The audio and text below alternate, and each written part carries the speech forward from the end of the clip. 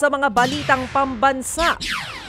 Naglatag ng floating barrier ang China papunta sa Ayungin Shoal nitong Sabado. Yan ay para tuluyang harangin ang mga resupply boat ng Pilipinas. Ilang sandali lang yan matapos bombahin ng Beijing ang tubig ang Unay May 4 na patungo ng BRP Sierra Madre para maghatid ng pagkain at iba pang supply. Sugatan ng ilang Navy personnel dahil sa panghaharas na ito ng China. Sakop ng Exclusive Economic Zone ng Pilipinas ang Ayungin Shoal.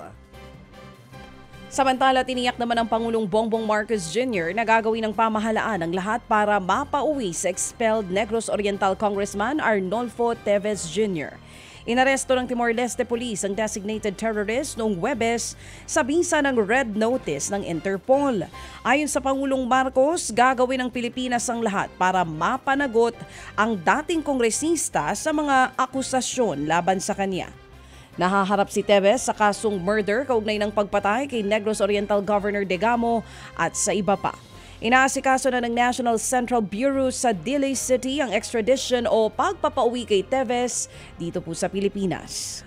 Nanawagan naman ang Department of Health sa publiko na magpabakuna kontra tigdas at rubella. Sa gitna yan ng pagtaas ng kaso ng mga naturang sakit, paalala ng DOH, libre ang bakuna kontra tigdas, beke at rubella pati na laban sa pertussis sa mga health center.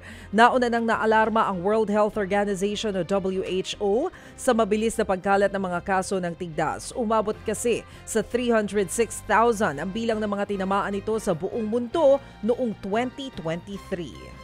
Ted Filon at DJ Chacha ngayon nasa Radyo 5 92.3 News FM Monday to Friday 6 to 10 a.m.